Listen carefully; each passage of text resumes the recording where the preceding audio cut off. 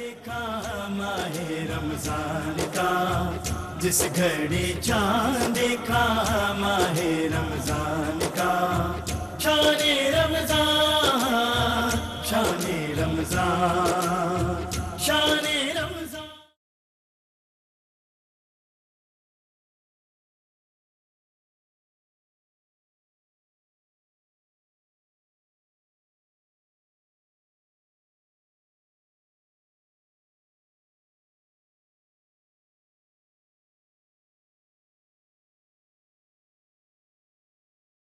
بسم اللہ الرحمن الرحیم، الحمد للہ الذی کفا، الصلاة والسلام علی عبادہ الذین اصطفا، خصوصاً علی حبیبنا وحبیب ربنا الاعلی، خاتم الانبیاء امام الرسل والانبیاء، سیدنا و مولانا محمد المصطفیٰ وعلی آلہ اہل التقى والنقى وعلی اصحابہ اہل الصدق والصفا وعلی کل من تبعہم بإحسان الی یوم الجزاء۔ ناظرین کرام، السلام علیکم ورحمۃ اللہ وبرکاتہ۔ آج ام المؤمنین حضرت عائشہ صدیقہ رضی اللہ تعالی عنہا کے احوال پر گفتگو کی جائے گی۔ حضرت عائشہ صدیقہ حضرت ابو بکر صدیق رضی اللہ تعالی عنہ کی صاحبزادی تھیں۔ آپ کی والدہ ماجدہ کا نام ام رومان تھا، آپ کا نام عائشہ اور آپ کا لقب صدیقہ اور حمیرہ تھا۔ رسول اللہ صلی اللہ علیہ وآلہ وسلم پیار سے آپ کو حمیرہ فرمایا کرتے تھے۔ ہجرت سے پہلے آپ کا رسول اللہ صلی اللہ علیہ وآلہ وسلم سے نکاح منعقد ہو چکا تھا، لیکن رخصتی ہجرت کے بعد ہوئی۔ حضور کی سب سے پہلی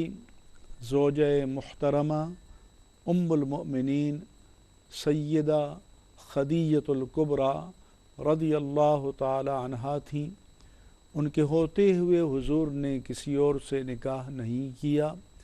اس کے بعد حضرت سودا سے نکاح کیا اور پھر حضرت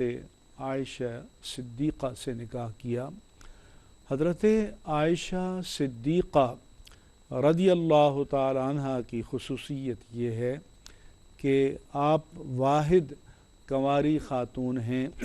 کہ جن سے تاجدار کائنات نے نکاح کیا اور اپنی زوجیت کا آپ کو شرف عطا فرمایا۔ پھر آپ نے نومری میں تاجدار کائنات کے رشتہ ازدواج میں داخل ہو گئیں، تو اس لیے آپ نے اپنی شعوری عمر کا جو دور تھا سارا، وہ امام الانبیاء سید المرسلین صلی اللہ علیہ وآلہ وسلم کی رفاقت میں اور شرف زوجیت میں گزارا۔ تو پھر آپ سے زیادہ رمز آشنا تاجدار کائنات کا اور کون ہو سکتا ہے۔ حضور انور صلی اللہ علیہ وآلہ وسلم سے کو آپ سے اتنا پیار تھا کہ ایک مرتبہ فرماتی ہیں کہ میں نے اور اللہ کے رسول نے دوڑ لگائی، تو اس وقت میرا وزن کم تھا اور میرا بدن ہلکا تھا، جس کو آج کل آپ لوگ کہتے ہیں کہ سمارٹ ہونا۔ تو میں دوڑ میں آگے نکل گئی۔ پھر ایک وقت آیا کہ ہم نے دوڑ لگائی تو اس وقت فرماتی ہیں کہ میرا بدن ذرا فربا ہو چکا تھا، تو حضور آگے نکل گئے، تو آپ نے فرمایا کہ ذالک بذالک، یہ اس کا بدلہ ہو گیا۔ اس وقت آپ آگے نکل گئی تھیں، آج میں آگے نکل گیا۔ عزیزان گرامی، اللہ کے رسول سے کون آگے نکل سکتا ہے؟ تو یہ حضور کا حضرت عائشہ کو اپنے سے آگے نکلنے کا موقع دینا، یہ پیار کے لیے تھا، محبت کے لیے تھا، آپ کی دلداری کے لیے تھا۔ حضور انور صلی اللہ علیہ وآلہ وسلم اتنا آپ کے مزاج آشنا تھے، جس طرح آپ حضور کے مزاج کو جانتی تھیں، حضور بھی آپ کے مزاج کو جانتے تھے۔ صحیح بخاری میں حدیث ہے کہ حضور نے فرمایا کہ عائشہ، جب تم مجھ سے روٹھ جاتی ہو تو مجھے پتہ چل جاتا ہے، اور جب تم پر پیار کی کیفیت کا غلبہ ہوتا ہے تو تب بھی پتہ چل جاتا ہے۔ میرے آقا نے فرمایا کہ جب تم پر پیار کی کیفیت کا غلبہ ہوتا ہے تو تم کہتی ہو کہ رب محمد، کہ رب محمد، رب محمد کی قسم، اور جب تم کبھی روٹھ جاتی ہو تو کہتی ہو کہ ورب ابراہیم،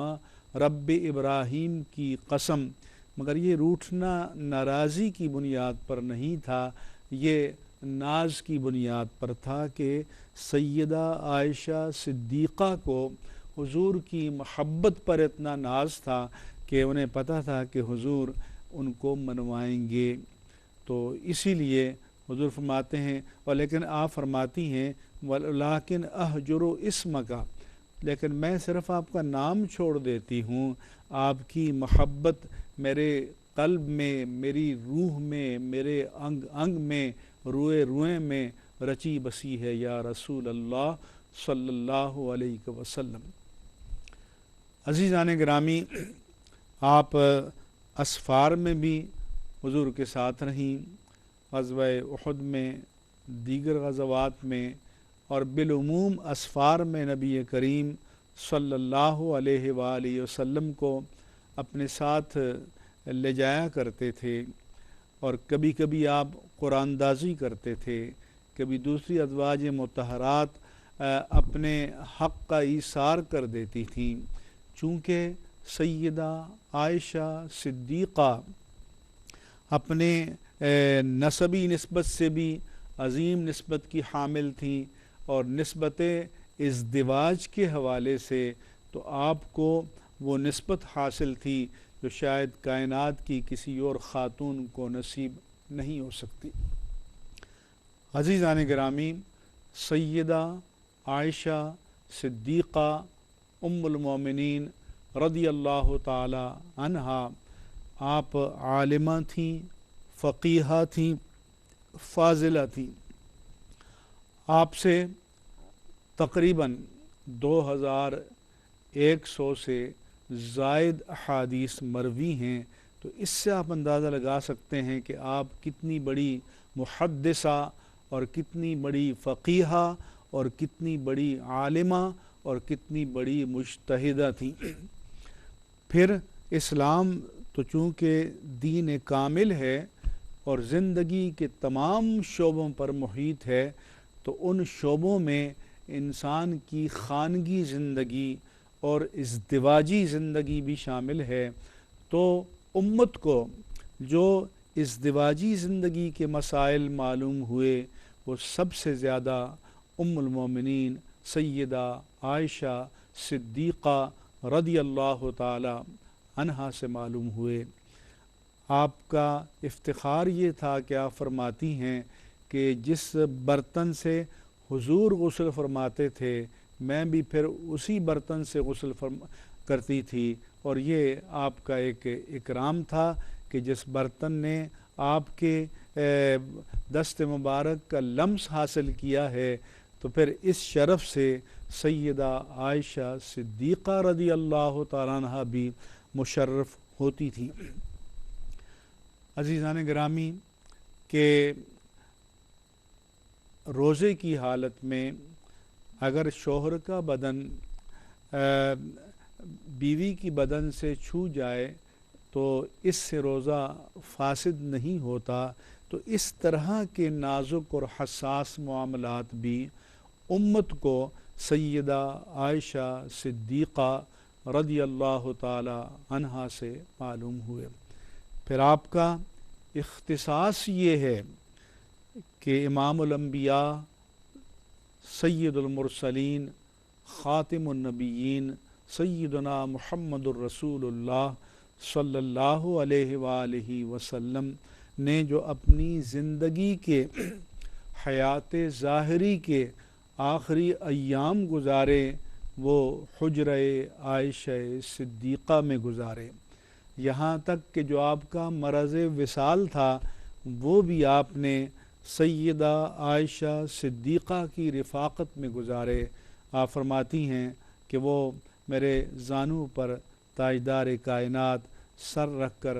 آرام فرماتے تھے، اور حضور انور کا جو معمول تھا کہ آپ سورہ فاتحہ اور قل هو اللہ احد اور قل اعوذ برب الفلق اور قل اعوذ برب الناس، ان مبارک صورتوں کو پڑھ کر اپنے ہاتھوں پر دم فرماتے اور اپنے بدن پر پھیر دیتے۔ جب مرض وصال کی وجہ سے نقاہت طاری ہو گئی تو میں ان صورتوں کو پڑھتی تھی، پھر سرکار کا ہاتھ پکڑ کر اس پر دم کرتی تھی، پھر سرکار کا ہاتھ آپ کے بدن پر پھیر دیتی تھی۔ آپ سوچتے ہوں گے کہ آپ اپنے ہاتھ پر دم کر کے اپنا ہاتھ سرکار کے بدن پر کیوں نہیں پھیر دیتی تھیں؟ کیونکہ آپ کا ایمان تھا کہ جو برکت تاجدار کائنات کے ہاتھ میں ہے وہ برکت کسی اور کے ہاتھ میں نہیں ہو سکتی۔ عزیزان گرامی، سید المرسلین امام الانبیاء صلی اللہ علیہ وآلہ وسلم نے جو اپنی زندگی کی آخری لمحات گزارے اور جو آپ کا وصال ہوا تو وہ بھی آپ کے زانوں پر آپ سر رکھے ہوئے آرام فرما تھے۔ این سعادت بزور بازو نیست، تانہ بخشد خدائے بخشندہ، تو یہ سعادت کوئی زور بازو سے نہیں حاصل کر سکتا، یہ تو اللہ نے جس کے مقدر میں لکھی ہو اسی کو نصیب ہوتی ہے۔ پھر حضور نے فرمایا تھا کہ ما بین ممبری و حجرتی روضۃ من ریاض الجنہ، کہ میرے ممبر اور میرے حجرے کے درمیان جنت کی کیاری ہے۔ حال ہی میں ایک ہمارے پاس استفتاء آیا کہ کیا حضور کا جو حجرہ انور تھا وہ بھی جنت کا حصہ ہے؟ تو ہم نے محدثین کرام کے حوالہ جات کے ساتھ لکھا کہ جی ہاں، حضور کا جو حجرہ انور ہے یہ بھی جنت کا حصہ ہے، اور یہ وہ حجرہ انور تھا کہ جس میں جو حضرت سیدہ عائشہ صدیقہ رضی اللہ عنہا کا تھا، اور جس میں آپ کا وصال ہوا، اور اسی میں آج تاجدار کائنات کا روضہ انور ہے، اسی میں آپ کے والد ماجد کی قبر انور ہے، اسی میں آج حضرت عمر فاروق کی قبر انور ہے۔ تو آپ ذرا سوچئے تو صحیح کہ جس گھر میں کسی نے زندگی گزاری ہو اور کائنات کے آفتاب و ماہتاب آج اسے مشرف کر رہے ہوں، کیونکہ امت کا اس پر اجماع ہے کہ زمین کے وہ ذرات جو تاجدار کائنات کے جسد اطہر کو چھو رہے ہیں وہ بیت اللہ سے بھی افضل ہیں، عرش سے بھی افضل ہیں، کرسی سے بھی افضل ہیں۔ تو عزیزان گرامی، وہ ذرات کہاں کے ہیں؟ وہ حجرہ عائشہ صدیقہ رضی اللہ تعالی عنہا کے ہیں۔ تو یہ آپ کا شرف ہے۔ آپ کے وصال حضور کے آخری ایام میں حضور نے فرمایا کہ امروا ابا بکر یصلی بالناس، ابو بکر سے کہو کہ لوگوں کو نماز پڑھائیں۔ تو سیدہ عائشہ نے فرمایا کہ یا رسول اللہ، وہ نرم دل ہیں، آپ کے مصلی پر کھڑے نہیں ہو پائیں گے، تو کسی اور سے کہہ دیں۔ کچھ دیر کے بعد حضور نے پھر فرمایا، انہوں نے پھر یہی بات عرض کی، سبارہ حضور نے پھر فرمایا۔ تو حضرات گرامی، عزیزان مکرم، حضرت ام المومنین عائشہ صدیقہ رضی اللہ تعالی عنہا کا یہ 2-3 بار یہ بات کہنا، یہ آپ کے فقیہ ہونے کی دلیل ہے کہ اگر پہلی ہی بار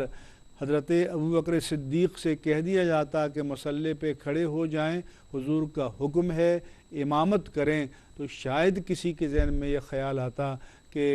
حضور جناب ابوبکر صدیق کا نام لے لیا، ہو سکتا ہے کسی اور کا بھی نام لے لیا جاتا۔ لیکن جب 3 بار تکرار کے ساتھ تاجدار کائنات نے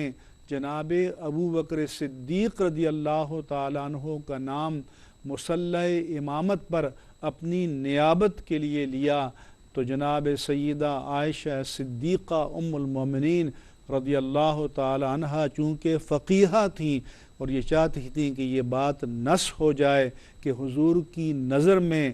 آپ کی جو امامت کی نیابت کے اہل ہیں وہ ان کے والد ماجد حضرت ابوبکر صدیق رضی اللہ تعالی